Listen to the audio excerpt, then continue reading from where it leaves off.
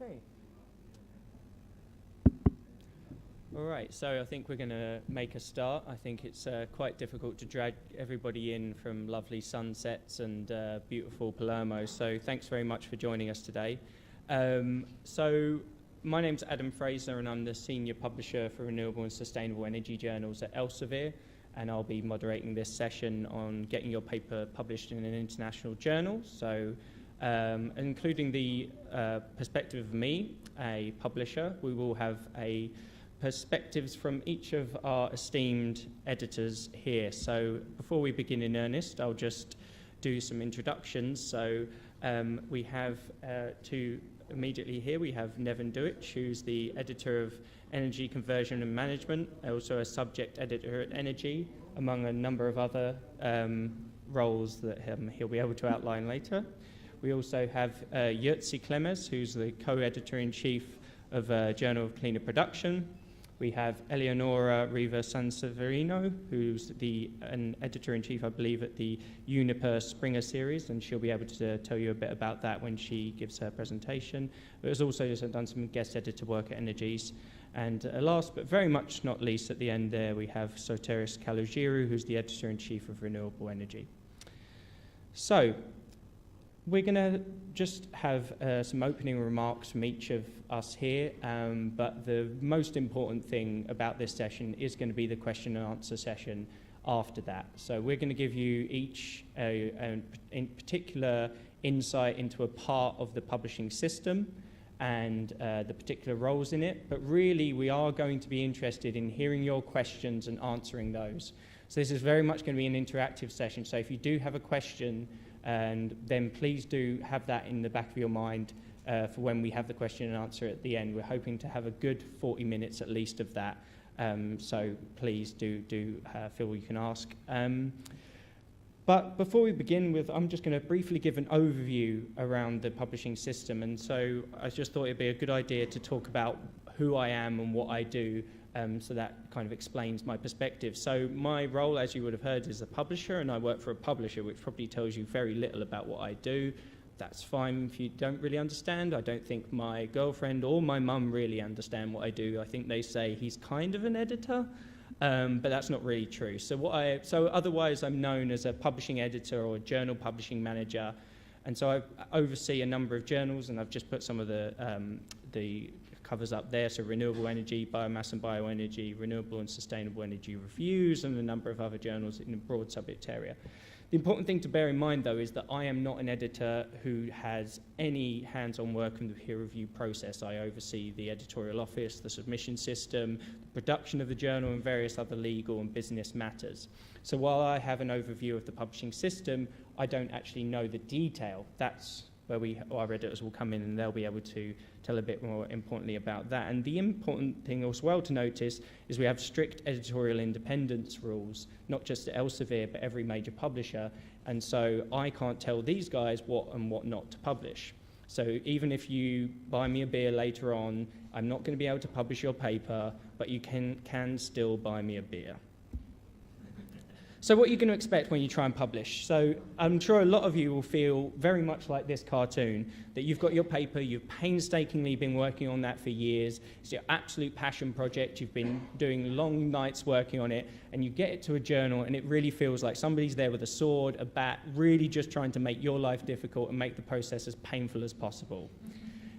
It's not really what it's like. So I can attest to the fact that nobody gets to become an editor or a publisher to be in the business of rejecting papers. Everybody involved does it because they want to make science better and they want to help out people to make the overall process more high quality and really just to kind of help people. I think a lot of people do it there. I can certainly tell you that neither me nor these people get into it for the money. But really, so I think that's to bear in mind, people want to help you, and so even when it doesn't feel like that, that really is what it is. So I'm just going to give you a bit of an overview, and each of these sections we will break down as we go through this, but we'll be having, so I'm just going to give a little, yeah, there we go. So generally speaking, for those of you who haven't submitted a paper, and so I will just take a quick second, can you just raise your hand if you have submitted a paper to a journal? Okay, Keep your hand up if you had one published. Okay, very well done. All right, so I'll be very brief on this because I'm fairly certain you roughly know how this works. But when you submit to a journal, the key thing to bear in mind here is that the journal editor will screen the paper, and Nevin's going to talk a bit more about this as to what actually happens here and what the thought process is behind that. And at this point, that's when you go through to the review process, and we'll have Yurtsi talk about this in a bit more detail, as well as a bit from Eleonora. And also, when you're having the process of revision here and responding to the review process, Eleonora will touch on this, and then also how you how we may deal with rejection, but is going to be a common part of it. So just to give you a brief idea though, at least, and sometimes more than 30% of papers get rejected without even going to peer review at journals. Some journals, it's as high as 70% of papers never see a peer reviewer.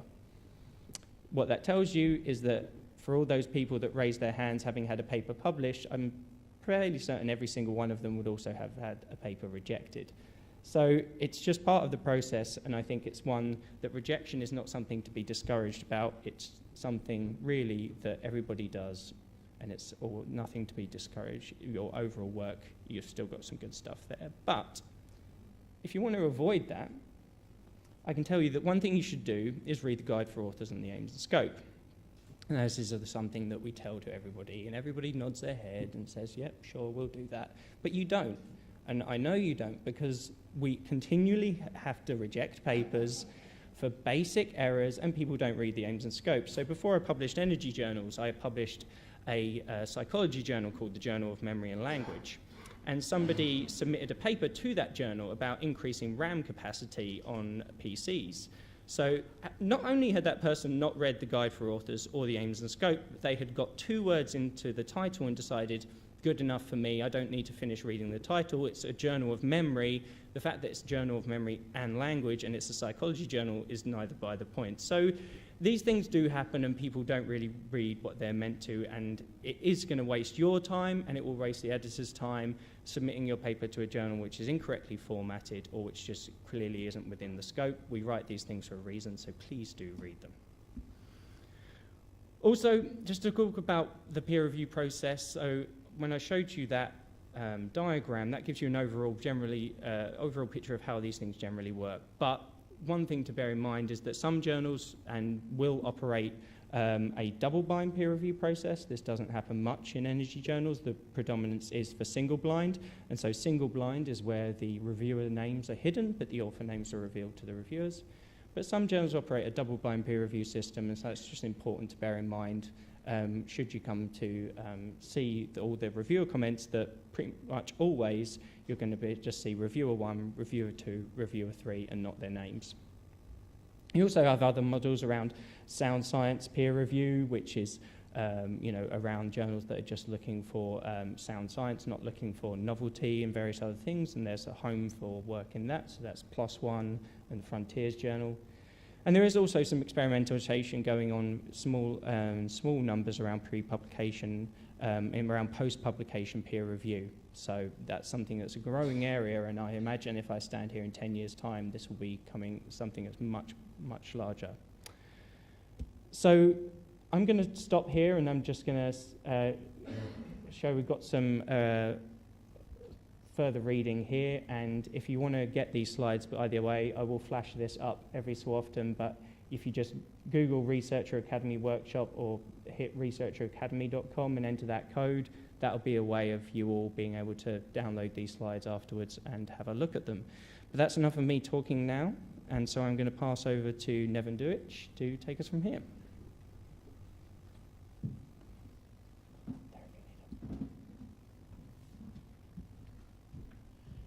Thank you, Adam.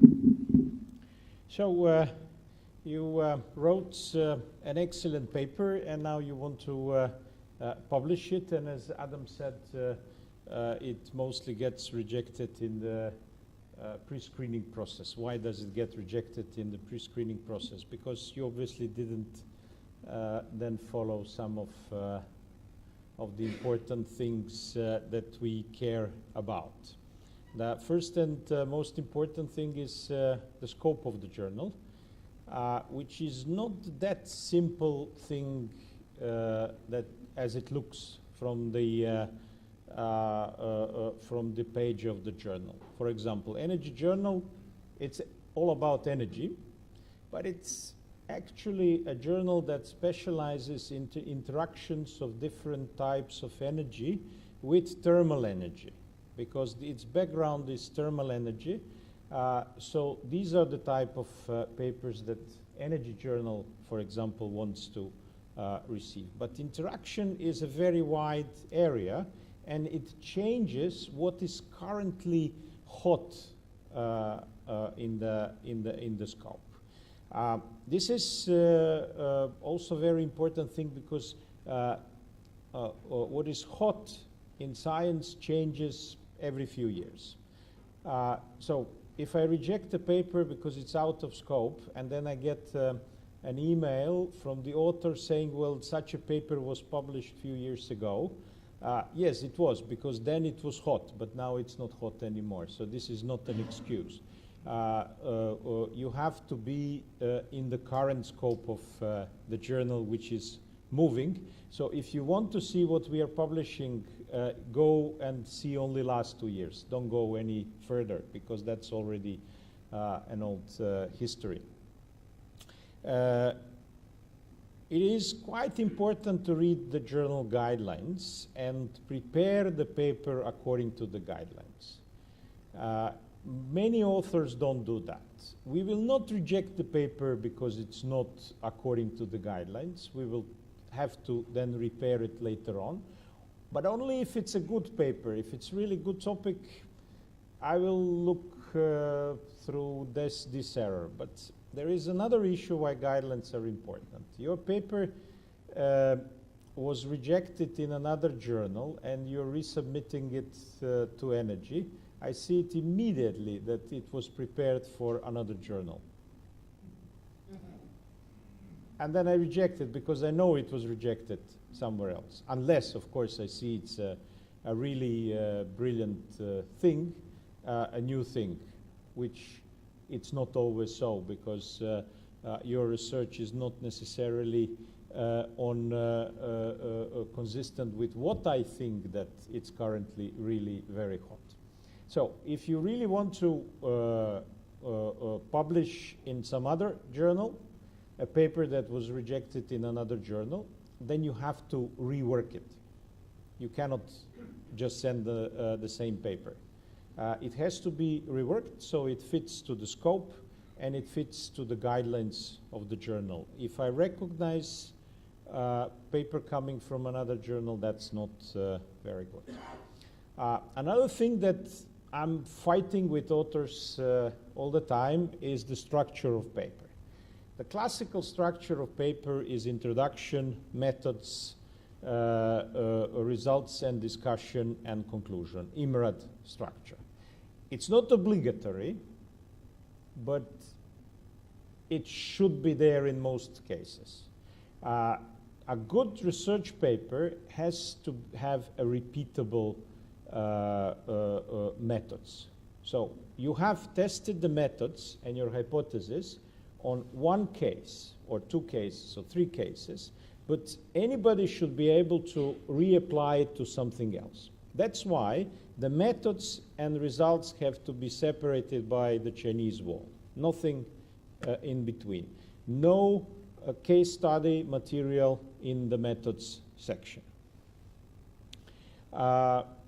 Coming to the hypothesis, which is very important, it has to be stated clearly, because that's your contribution. If you don't have a hypothesis, then the paper will be obviously rejected.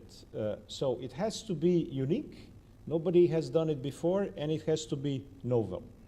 And you have to prove it in the paper. This is also important. And this has to be clear to me and to reviewers. It's quite important that you state it in a summary, very shortly, in introduction, and of course through the paper. If you are repeating somebody else's hypothesis in your country, it's not novel. Something that has been already shown once in the world it's the contribution. So there is no need to do it for each country. The country is usually cannot be a part of hypothesis. What can be part of hypothesis is climate, because climate means there are some different conditions and you need a different approach to the hypothesis. There can be socioeconomic differences, but country is not really representative for that. It may be a group of countries, yes, but not one single country. But people often put the country name in the title, including my PhD students. Once I was giving this lecture, and then somebody told me that most of my PhD students are doing that. So that's wrong. I'm starting to try to correct that, but it's difficult. Yes, you can put case study of Croatia or India or whichever country, but it should not be part of the hypothesis. Also, did you check for similarity? It's a very big pity to get rejected because of similarity with your previous papers or with internet or with some other papers. Also, be careful about PhDs which are published online. This is okay to republish them as papers, at least according to Elsevier, but you might get bad comments from reviewer and editor sometimes. So if that is the case, if you see that there is a similarity with the PhD which you are republishing then into the papers, you have to say that in the cover letter so that we can avoid discussion about that. Similarity is looked as a bad thing, and it's very difficult to say where is the border between too much similarity or too little similarity, but just to give you an idea, if it's more than 30% similarity and more than 10% similarity with one paper, then I go into more investigation. And if I find out that you copied the whole paragraph from somewhere, especially in the results section, then it's bad. Full paragraphs. Sometimes the authenticate will increase the similarity because you use long phrases. This is not so bad because, well, some scientific things have long phrases. But if it's a whole paragraph, try to calculate what is the chance that it was done by accident. Well, there is 10,000 words times 10,000 times 10,000, etc. It's a very low chance. Also, English is something that, for the courtesy reasons, you should take care of, because reviewers don't really like reading bad English papers. We are trying to communicate.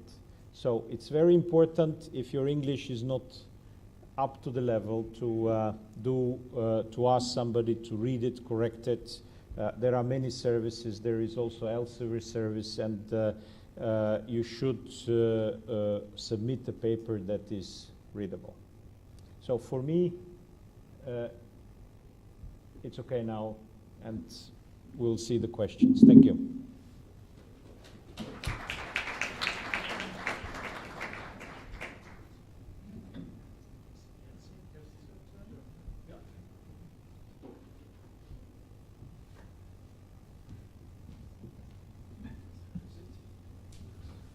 Oh, well, it's not mine. Ethics in publishing.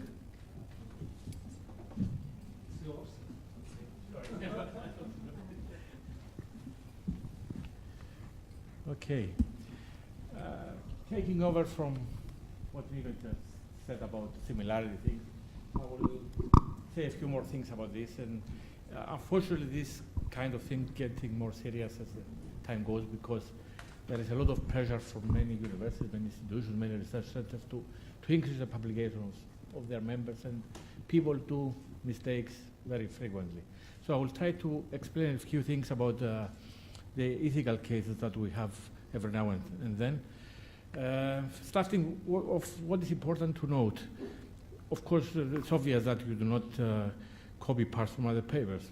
Plagiarism is a very, very wrong behavior, especially if you do it on purpose.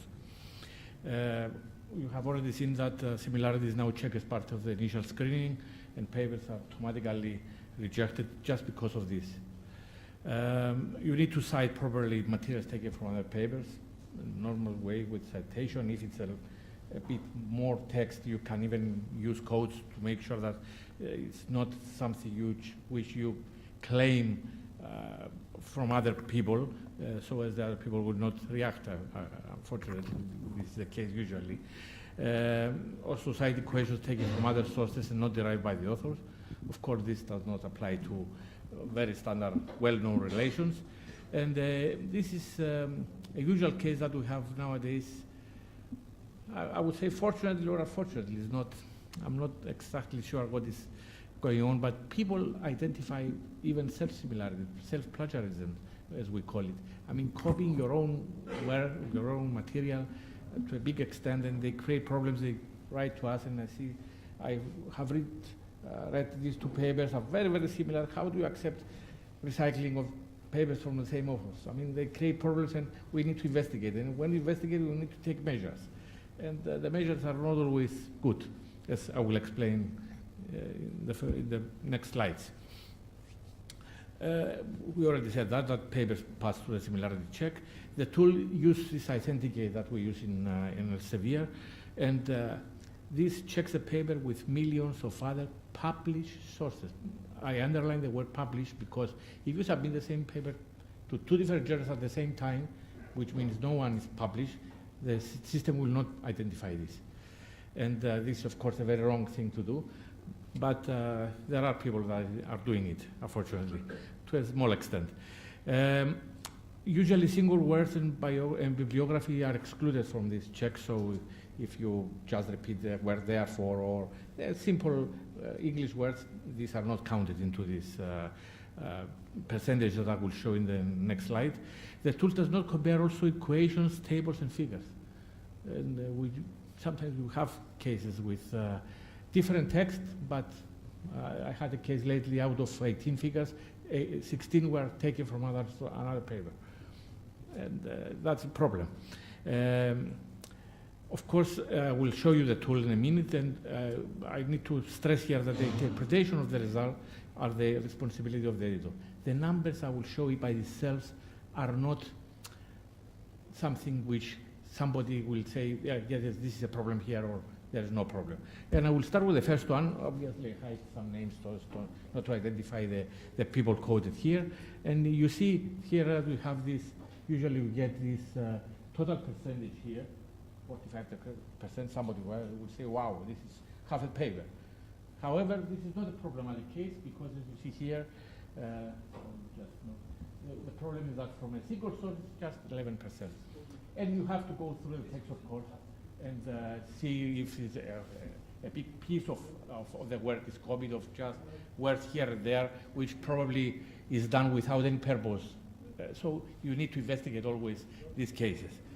This is another case now with 62%. Okay, 62% anyway high, but this is not the main problem. The main problem is that 27%, as you see from this little circle here, is taken from another source, and this is quite a big percentage. I mean, sorry, because is this flower in front and I have to move that way? Yeah, okay. Yeah, okay, so, but because I have the circles, I don't need to indicate on the screen. So the 27% from a single source means that the quarter of a paper is taken from the source shown there. So this is a problematic case. This is another case here. It's already, Niven already covered this, 57% total, and the first source is 57% also. However, if you notice I need to move a little bit. If you notice the source here, it's a link to a university page, and this is the PhD thesis of that guy. Okay, 57% means that half of the paper is taken from the PhD, but it's his own work. sometimes you create problems. Usually we don't create problems in this case because it's their own work and they just need to publish part of the PhD into a paper and get recognized, the recognition of their work that they have done in the PhD. But it's better to be a little bit careful, although this is not a case that creates alarms. Okay, this is explaining what I just said. I will move to the next one. Somebody will say, okay, what is the problem with this? It's actually almost nothing. However, and you see that we have 21% total with just 7% from a single source.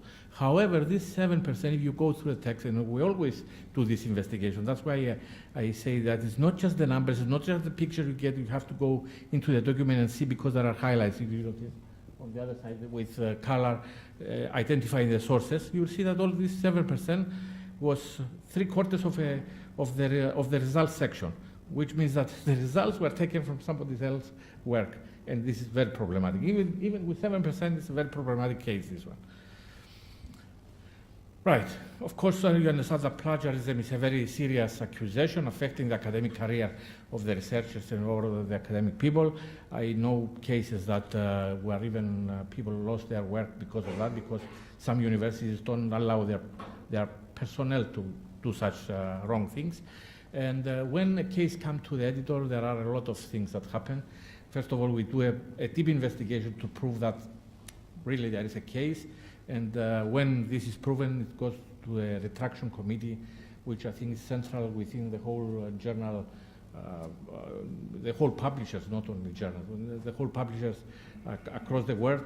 And they decide that, okay, this is a clear case and go to retraction. And when this happens, of course, there is always, you see the circle at the bottom there, it's a retraction notice of why this paper is rejected. If you click on that notice, you'll see that there is an explanation why this is so and so, why this happened. For example, this one published material that was confidential and without obtaining any permission. And of course, the bad thing about this is that we have eventually the same text on the internet, but with these retraction marks permanently staying there. So you understand that you are identified forever as somebody that did something really wrong. So you have to be very careful not to have this kind of situation eventually. I will talk a little bit also about the problem of self-plagiarism, which is a usual thing nowadays. This applies usually, it's not the only thing, but usually it's to papers presented in conferences and then with little or no change, they are submitted to a journal as well. These are usually identified by people participating in a conference or reading both the proceedings and the paper afterwards, and they start asking questions, why is this, why you recycle already known material and all this kind of things, and we have to take measures, unfortunately.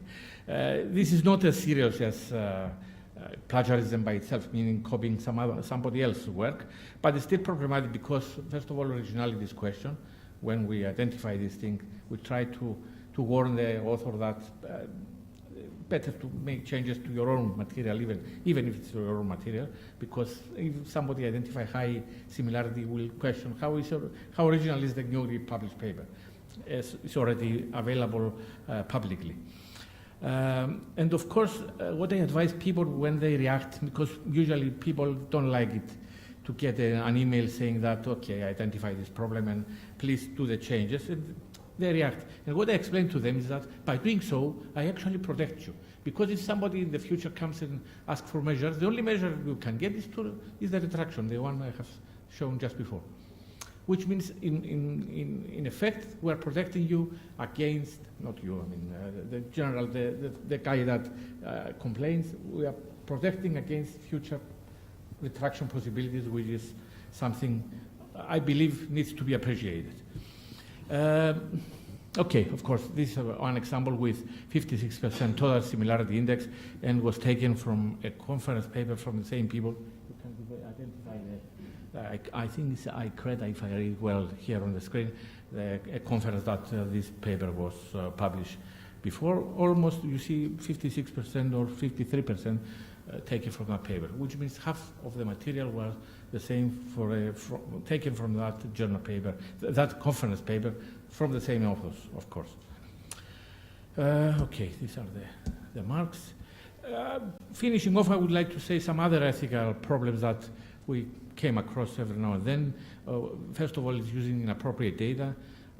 For example, just to give you one example here is, in one case we have a paper using data claimed to be from a real system in the years 2010 and 2016, and then the director of that research center wrote to me and said that the system was put in operation in mid-2016, so how he could have data from 2010. So we understand in this case we create problems to these people because they are not plagiarizing, they are on purpose changing data, claiming something which is completely not true. It's completely unethical to do this. Of course, authorship problems. Authors added or subtracted between the submissions, and we have this kind of problem many times. Both publisher and editor are against what is called gift authorship. In other words, in the middle of the review process, they add another name, and the reason is that that person probably was pushing the author, which is probably a student, or to add his name also on the paper. These are not things that are, as you understand, well perceived by the editors. And okay, another serious problem is what we call salami publishing. In other words, publish bits of the paper every time and add each time a little bit extra just to have more papers. This is completely wrong. And people usually identify because most of the cases, these papers go to the same reviewers that are experts in the area. So if the new paper is in the same area, which is will be, we'll go back to them and say, I have seen a similar paper a few months ago with just a little extra thing added. Of course, this gets rejected afterwards. Of course, I said already about the submission of the same paper to two or maybe sometimes more than two different journals. And of course, as I explained, it's impossible to be identified by Authenticate because this checks only published paper. And the case I already talked also about, the case of similarity is low, but most of the tables and figures are taken from some other source, which is also a very wrong thing to do. Finishing off, some ethical problems related to the review process. We have, unfortunately, something which is increasing year by year, reviewers asking authors to cite their papers. And most of the times, these papers are completely irrelevant to the material that they are examining.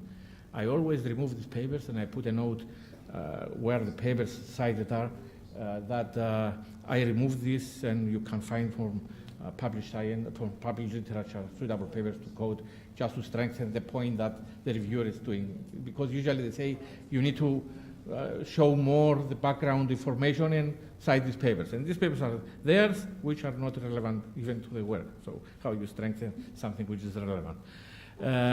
Sometimes it's very difficult to identify review comments. Many tricks are used. For example, one trick that happens lately is just to have the title of the paper, nothing else, no author, no journal, no nothing. But if you Google that title, it gives you directly the paper of that guy. Of course, in that case, we send warning letters to such reviewers, and we remove them if this behavior is repeated. We don't just remove them from the right beginning, but we give them a warning, and if they keep doing it, we need to know more to use their services. A last case I would like to talk about is the preparation of the discussion paper just to reduce the credit of an author. Sometimes this happens just because you are jealous or whatever from the other guy, and even as it's an attempt to publish a paper even in this way. In other words, you find something which you think is tricky or is something that you can create problems, you prepare a discussion paper to just either to reduce the value of that paper of that other author or to be able to publish another paper in your way. Anyway, there are so many cases. These are just the flavor of what I wanted to show you, and especially I was trying to give you more insight about the similarity check that we do. Okay, that's all. Thank you for your attention. I will be happy to answer questions, I guess, at the end of these presentations.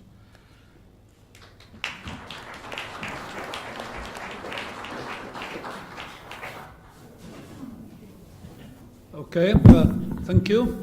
Now it's my turn, and just because the introduction slide was cut off, I need to introduce myself. I am dealing with the Journal of Cleaner Production, which is branded by Elsevier as a mega journal. Why? Because this year we expect 12,000 entries. And 12,000 entries, what it means? We need to deal with about 40,000 reviewers. So this is why the journal has got 3 editors-in-chief. And this is why I considered to talk about reviewing. And on the title slide, which was eliminated, I mentioned also the name of my colleagues who have been helping me, Ivan Fan. She's been shortlisted by Publons as one of the 5 top young reviewers in this field, and Petar Varbanov, who is one of the top senior reviewers. Anyway, peer reviews. Everybody would like to publish, and not so many people are ready to review. And what to do with this? Well, different publishers got different policy. IChemE, British Institute of Chemical Engineering, is giving you £5 voucher for the review. There are journals which are using open access and they are charging, and they give you €100 voucher to pay less. And there are some others who are providing you just thank you. And for this reason, I think it's very important to develop some appreciation to reviews, and more universities are now requiring, when somebody is submitting PhD, not only the list of publications, but also the list of reviews, because it tells about you quite a lot.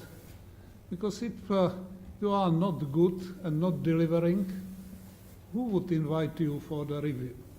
On the other side, it's a little bit a problem, because if you are a good reviewer and willing reviewer, you might be rewarded by hundreds of reviews. So somewhere we need to do between.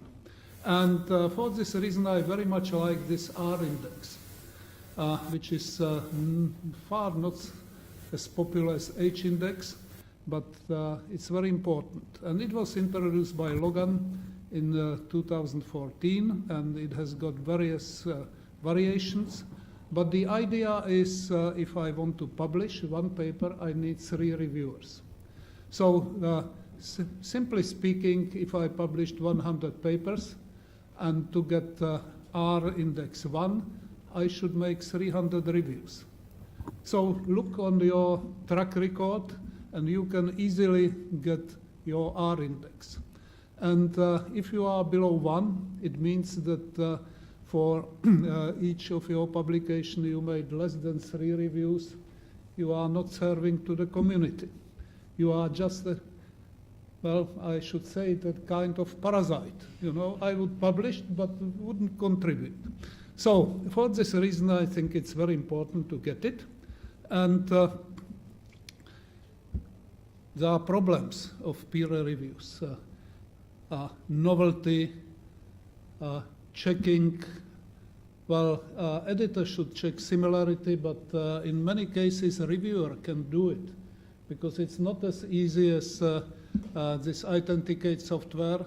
If you are doing a review, you might say, oh, I've seen this somewhere else, and make this. And it's a number of issues which are here listed, which you should, as a good reviewer, make. And also I consider as a duty of a supervisor to introduce PhD students to the reviewing. And it has got also the second side of the coin, because if you direct students to the right reviews, they learn, and they learn much more. Because everybody knows this classical learning pyramid. If I hear something, I remember 5%. If I read it, I remember 10%.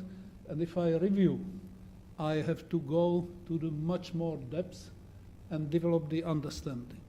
So now, how different publishers are providing recognition for good reviewers. And I think this is important, and it's really good. Let's start from Elsevier.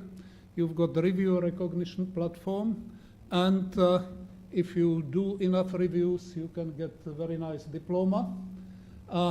But not everybody knows that this diploma you can get from the website by yourself. I've got every year a few hundred reviewers asking, please send me a proof that it's no need. If you just visit the website and read it with one click, if you've got enough reviews, you can get it. And you can also get your reviewer's record. So this is one. Mendeley. Mendeley is providing you also some information about reviewed publications. And it's together with citation, but reviewing is there as well. And it's very good because it's updated weekly. So you can see what is your performance and also how are you popular. There are other functions in Mendeley, which you can see the statistics, you can see other things. I believe most of you know it. If not, I strongly suggest to do it. And now, what is the new? Publons. It's Clarify Analytics, the company which took over Web of Science and Web of Knowledge from Thomson Reuters, and they are quite innovative. And they introduced, and this Publons is actually part of Web of Science. If you've got your profile on Web of Science, if you click, you can get this one. This is mine own. It tells you how many reviews you did, how many editorial decisions you made. Well, they sometimes give you medals, but this is not so important. But it shows very, very important this review to publication ratio. And this is this R index. And so please make your own page and look what is your R index. And it's automatically updated nowadays. Well, mine is 8.3, which is not too bad, but the minimum is 1. So my introduction is actually appeal to everybody. Please review and look how much you've got, and keep your R index above 1. And there are some other issues, because nowadays, Publon, you can see your standing at your university. You can see your standing amongst world universities in reviewing. And this is quite interesting, because you can see who is doing what and how much. And what is very, very important for the reviewer? Well, you've got here. Yes, yes. Oh, sorry. No, this is not mine. This is yours. Okay. I have to stop because I've got 10 minutes. I will present yours.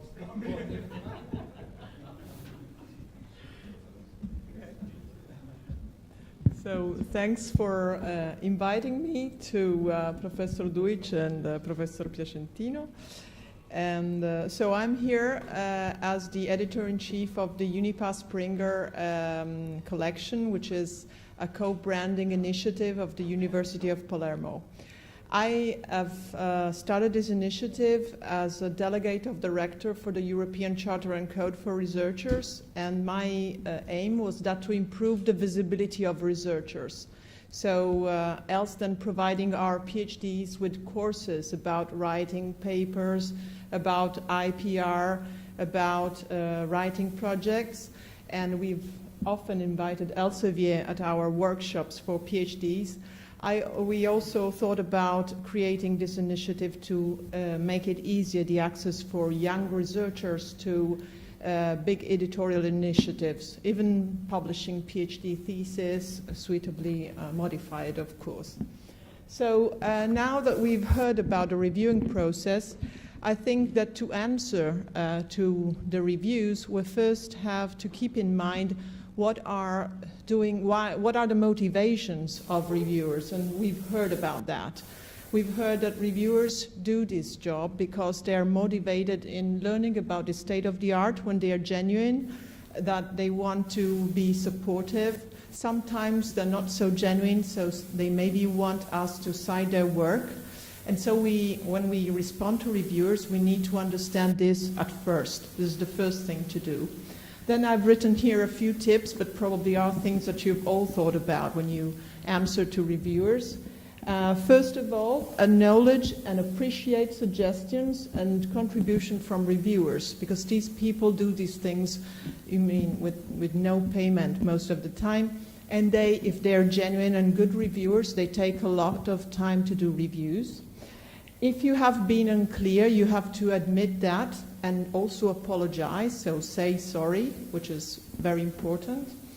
It is not necessary, sorry, the not is missing, to agree on everything. So it is possible to disagree, but it's very important to be logical in the answer. It is important to be logical in all the answers, so this is very important. So you have to try to make a convincing point about that. Back up disagreement with reference to the data. Maybe it's possible even to cite papers to back up your position. Remind about widely accepted conceptualization and remind current state of the art. So this is also very important. So frame your answers in the current state of the art. And the last list of tips, remind reviewers about the existence of diverging but legitimate theoretical perspective. And this still comes with a wider perspective over the state of the art. Give reviewers extra data. So try to motivate your answers with data from the literature or from your further experiments. Explore all the literature they refer to. If they're genuine, good reviewers, they will give you good advices about what to cite, and not just cite, but also give comments. So try to frame them within your article. Show how their comments have encouraged you to go farther, to go deeper, so that you can give them the sense that their comments have been useful to you. And finally, emphasize reviewers' appreciation. So try to make stronger the good points that they've raised towards you. So these are a few tips, about what is my experience in reviewing, actually, and also being reviewed as an author. So I hope you've appreciated these few tips. Thanks a lot.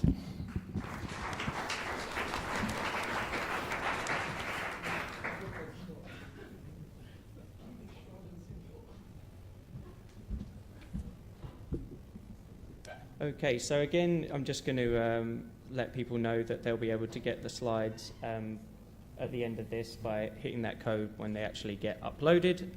I'd leave it a day or two for it to be there. But now is that important time where we'll be inviting you to ask any questions of the editors here. So it could be a question to all of them or to one specifically picking up a comment. And yeah, so feel free to put your hand up. We have a roving mic here, so just wait until that comes to you, and we can begin there. So any questions, please? We can, if you put up your hand, we'll start. But while people are having a think about their questions, I'll kick us off with the first one. And so we often talk about, how what are good practices and what often problems that people make. But one of the things that we perhaps talk about is what you do as authors when you're thinking about where to submit your work. What are some of the first questions that you ask yourself and perhaps your students? What questions do you ask them? So I'd love that question, and anybody can pick that up while we...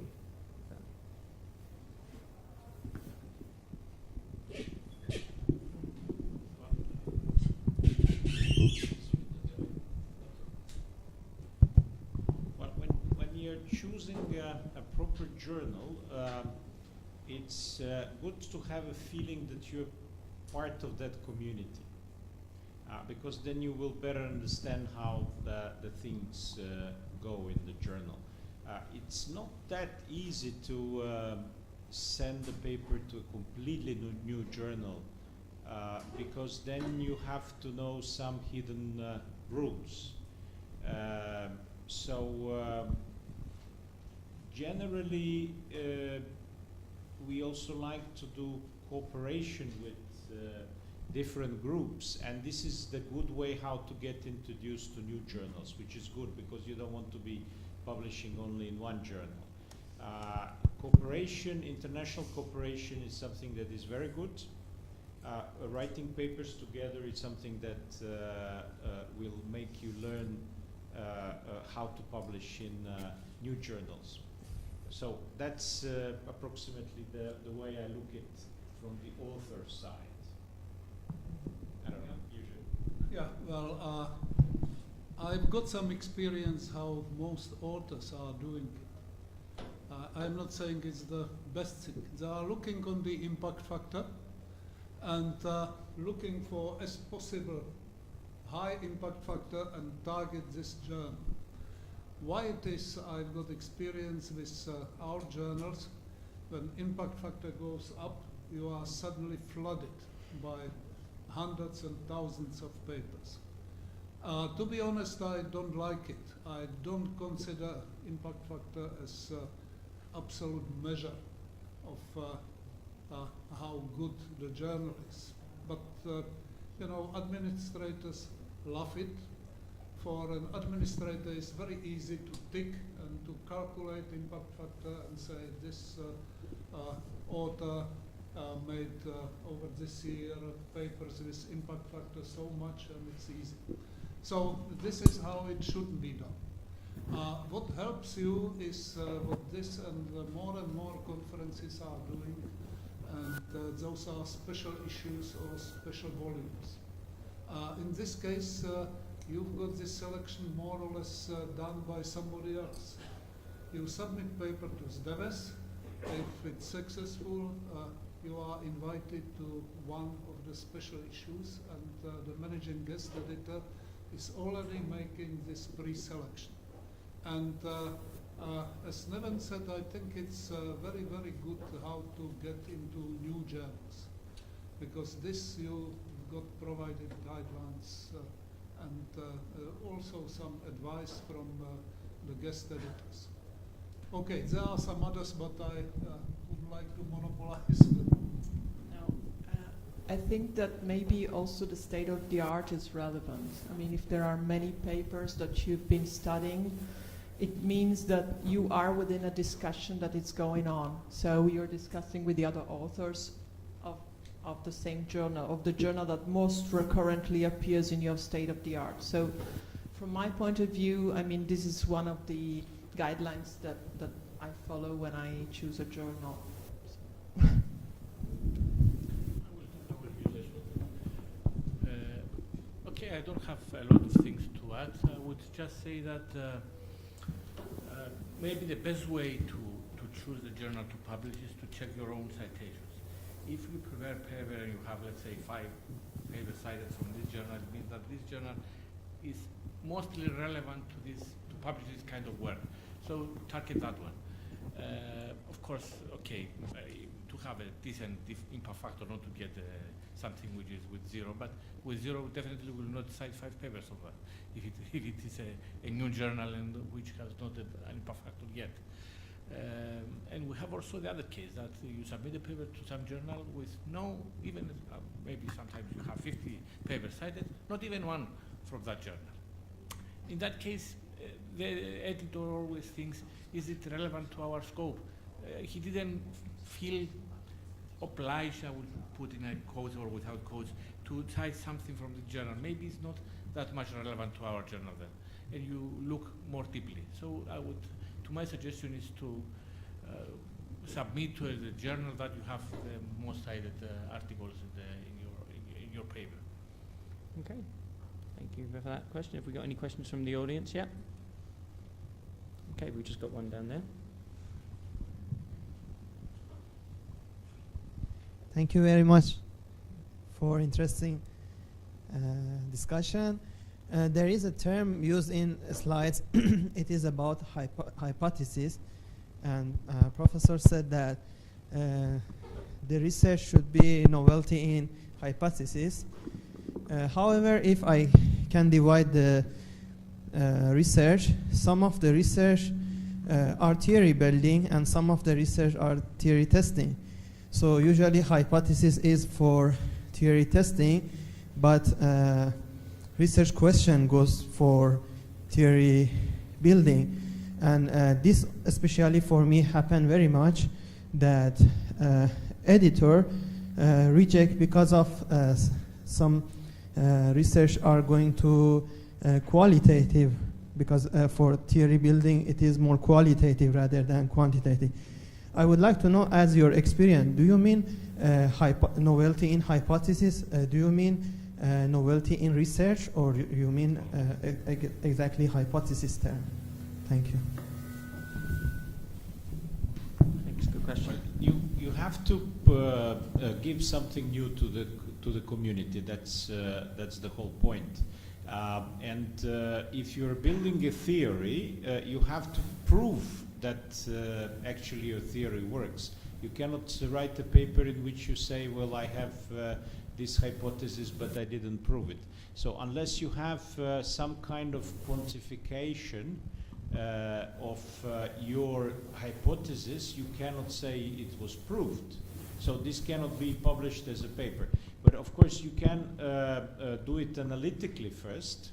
So setting up the model and then calculating the model and showing that the results are reasonable. And then you can prove it later on with experimental results.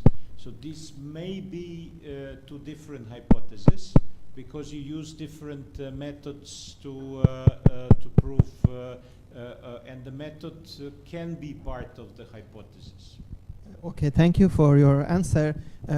You know, maybe it is for more engineering. When we go to research for more engineering, yes, it is. We should go more quantify it. But there are also some research and some methods that it is only qualitative. So we have qualitative, quantitative, and mixed method. So sometimes when I want to make my theory, it doesn't mean exactly I should go to quantify it. But I see in many journals, especially engineering journals, they ask that. Well, if you have a policy paper, this is the closest I can get to what you're talking about. Then your reasoning should be logical in a way that a certain hypothesis will result in certain results in the certain policy will have certain results on technology development or something like that. But I'm not in philosophy, so I don't know how it works there. Yeah. No. You know, there are horses for courses, and if it's an engineering paper, you should quantify your results. In Journal of Cleanup Production, if you provide no quantification, you've got very little chance to be successful. Because conclusions like my method is better, you know, what it is. And we've got hundreds of such papers. You know, it's cheaper, it's easier to calculate. When it's engineering, there should be, you know, we save so many tons of CO2, energy, whatever. If it's on the other side, you know, if it's a paper in sociology or psychology or something, I can't say because I'm not expert. I'm just a humble engineer. And one more point about the rejections. It's a very important issue, so-called desk rejection. You've seen it on this graph. And I think journals should deal with it very, very carefully. We, after some discussion, we are not providing associated editors with this option, you know, to make this rejection. It should go via editors-in-chief, even when it's, you know, a Danai gift, because in that case, you have to make decisions of extra 500 papers a month. But I consider it from ethical issue very, very serious. Because there have been some editors who were not well experienced, and they just, you know, to get less work, they just reject. So on the other hand, if you've got this rejection, no editor is actually against you. This is a problem which we have to solve, that there are some authors who are becoming very much excited. Well, I understood it, and I've got in my professional life a number of papers rejected, even desk rejected. It's the life. And they usually spend a lot of effort and a lot of time to complaining, to send 5 pages email, but it would be much more efficient if they use this time to improving the paper. I don't have much to add. I was wondering whether your paper is like actually a policy paper or a state-of-the-art paper. My paper is multidisciplinary, and usually it is about business and social science. So it's something like between engineering and social science. But you know, sometimes you are just saying that I am creating this theory, and you don't want to say this is cheaper or this is what. You just want to say this is innovative and this is a way. So in this case, I don't feel really people need, for further research, yes, they need to elaborate, and for further research need. But sometimes the idea is innovative and it is very new. So I think editors should consider this kind of research also. And there is, in other journals, in some journals, we can see them.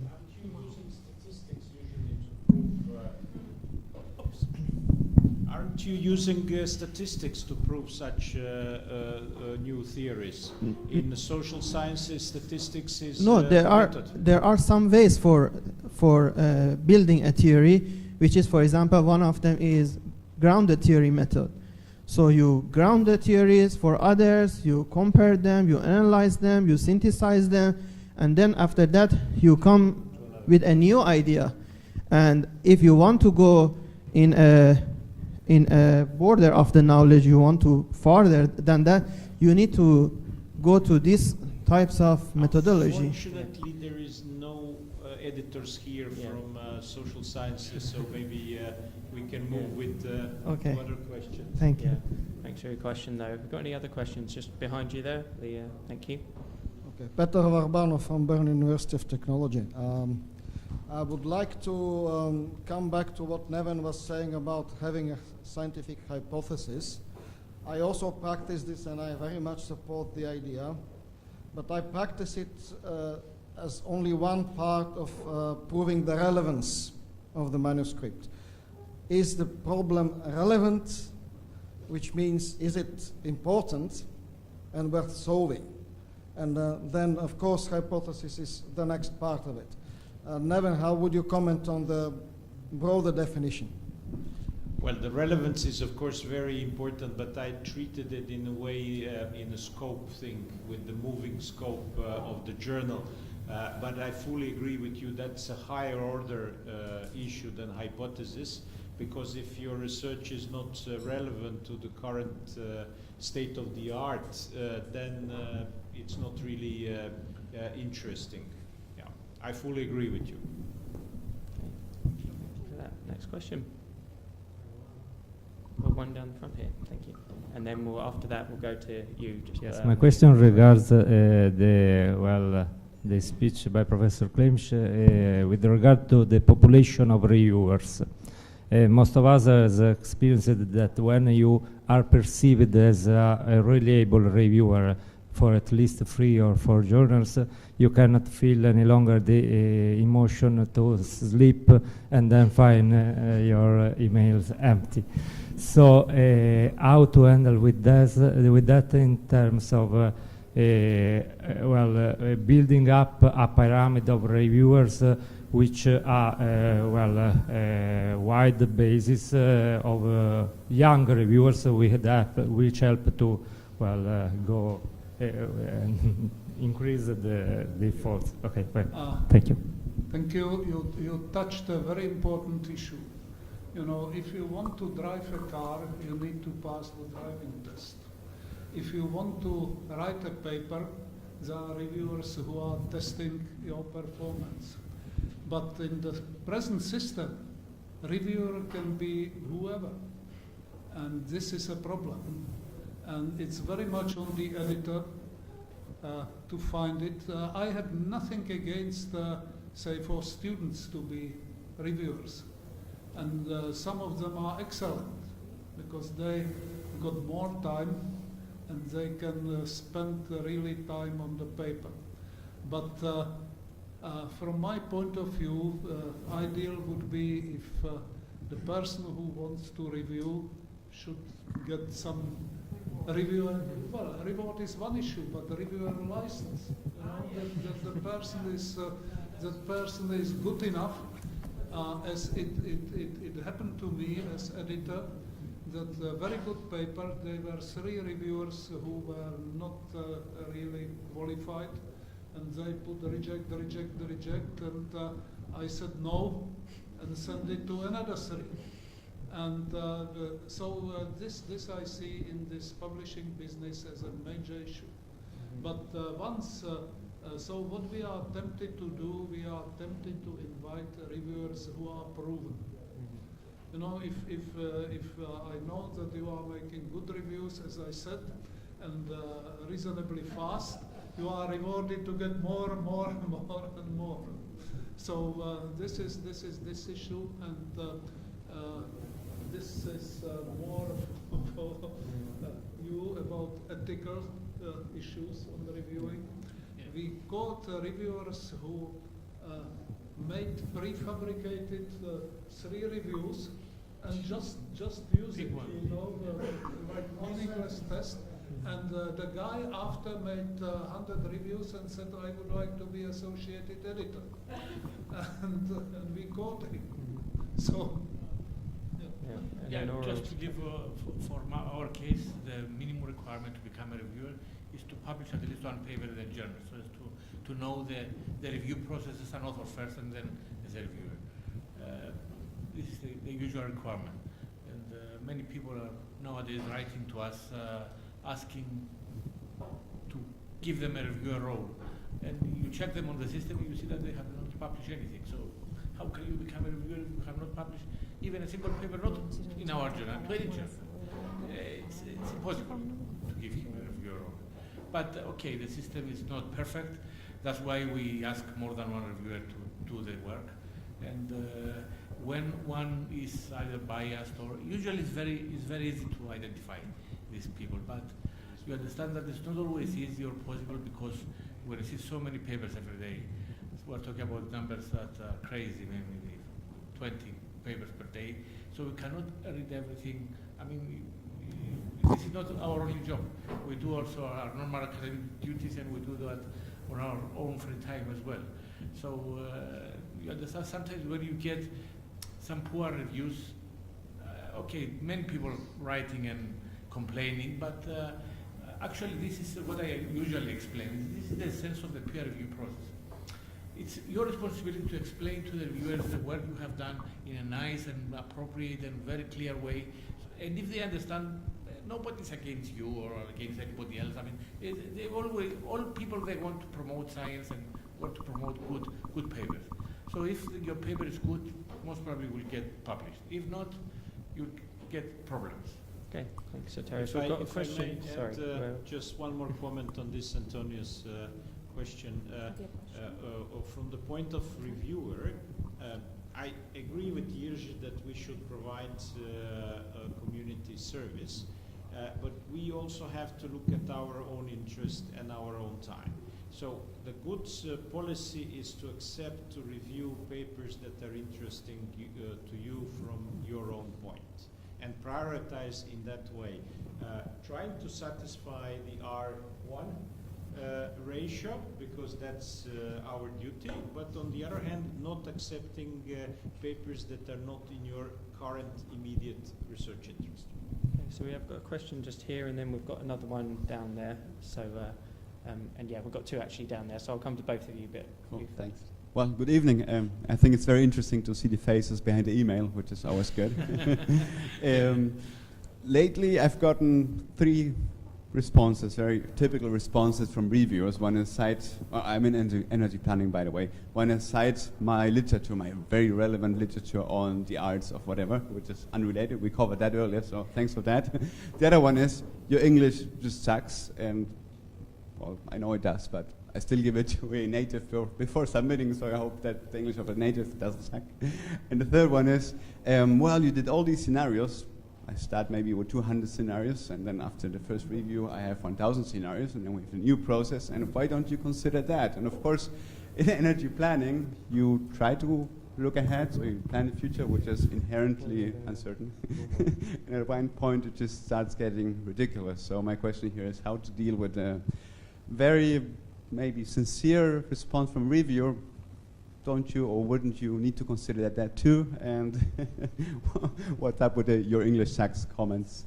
Well, I think Eleonora, you were talking about how to respond to reviewers earlier, so maybe you can pick that one. I think the idea is that when you respond to reviewers, you have to think that you are also talking to the editor. So when you write, you should be, make your point strongly and try to explain why it is impossible to make 1,000 scenarios. So remember that there is another person who reads your answer. I think, isn't it like that? Yeah, good point. Yeah, definitely it is. I've got a quite successful lecture, which is telling you if you want to appoint new member of staff or new PhD student, much more powerful than an interview and of all the papers is to invite this person for a couple of reviews. And it reveals about the personality a lot. How long it takes to the person to answer yes or no. Well, we should be able to do it maximum in 3 days. No problem, but say, not just to leave it somewhere. This is one issue. How long it takes me to make the review. My past supervisor always said, if you can do something now, do it. I came to his office and he was enormously busy, but said, okay, if you need 15 minutes, you've got it. Because I can invite you after 1 month, but I will be still as busy as this. So my policy is to make the review maximum within 1 week, because I don't gain anything. This is about management and management of time. After, it is about the quality of the review. And you can find from the review if the person is, good-mannered, nice to collaborate. You can write, even reject the review in nice manners to helping people. And if the reviewer said, well, this is bad, I don't like it, I would never appoint this person. And also, funny is about English. It's very interesting that the most comments against English got not native speakers. And I don't want to offend any nationality, but it's one from Balkan Peninsula who are correcting the text, and in corrections they are making some horrible English mistakes. So this is, just advice. If you accept or don't accept the review, and if you do it, it actually tells a lot about your own personality. And it works. I never made a mistake by appointing person who is well organized and doing good reviews. Thank you. Okay, so we've got a question, got two questions just going back. So yeah, it's the one, you with the microphone, then if you could pass it to the woman next to you, Okay. then we'll go from there. Good evening, and thank you for your presence. Actually, it's really nice to meet you. You are less scarier by face from the news that we got from you.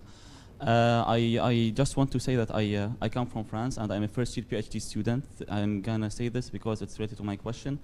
I want to ask about the literature review papers. When do you consider it's relevant enough?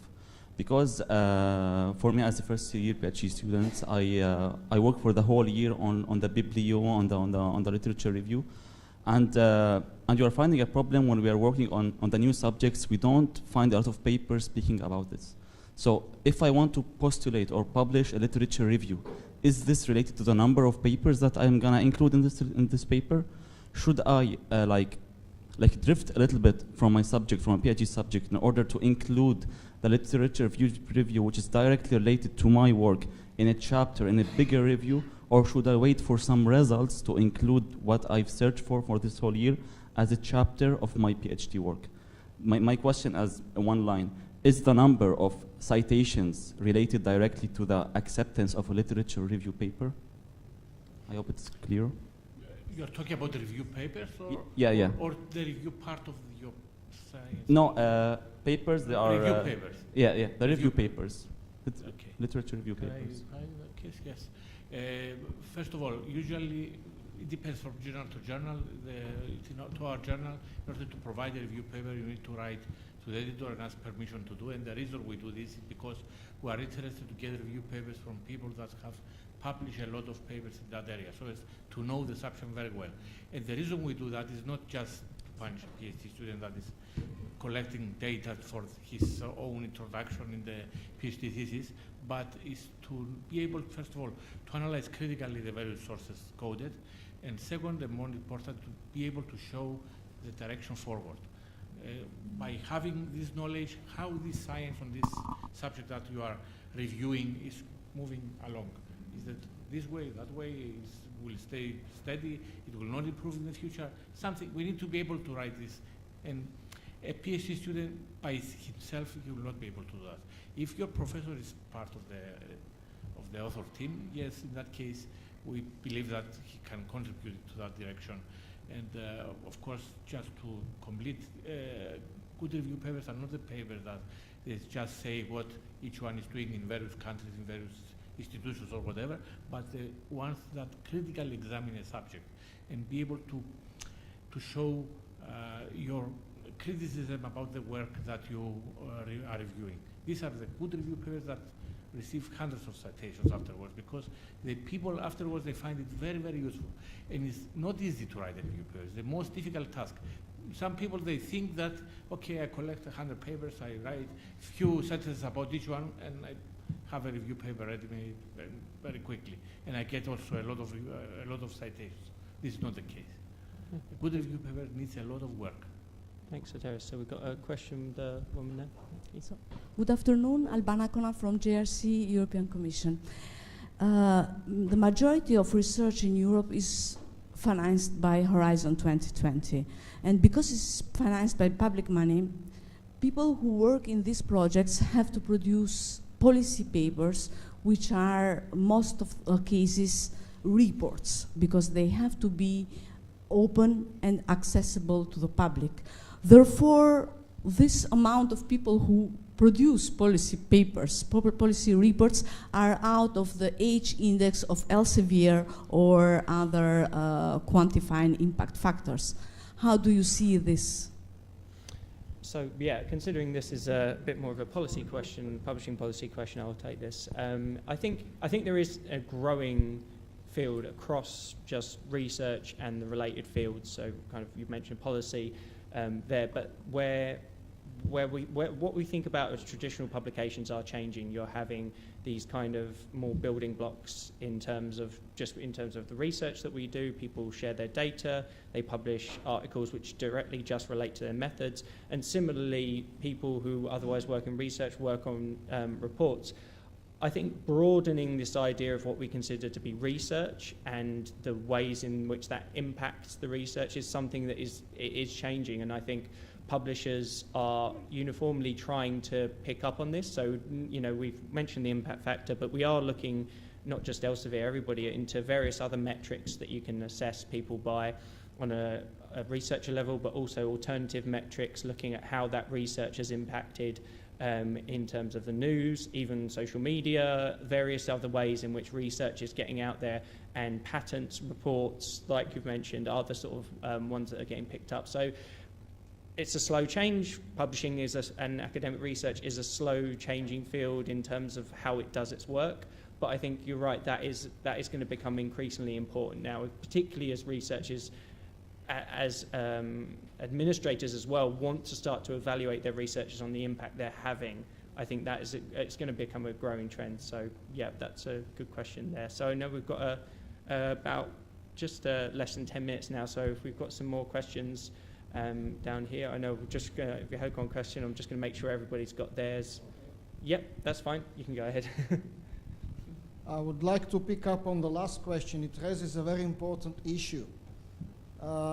It raises the issue of distinguishing between original research, which develops knowledge, and assessment kind of research. It's more assessment and development.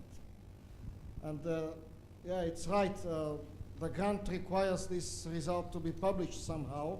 And because of that, actually, journals for knowledge are flooded with assessment reports. What do you think? Is it appropriate to develop a new line of journals which would publish exactly the assessment parts? Or any of the panelists? So yeah, I'll lob that one over to the panelists, because I think that gets on to content and what should be in a journal. And so I think you're probably, rather than the policy and business of journals, you'll probably be a better place to comment on that. So anybody can pick up that question.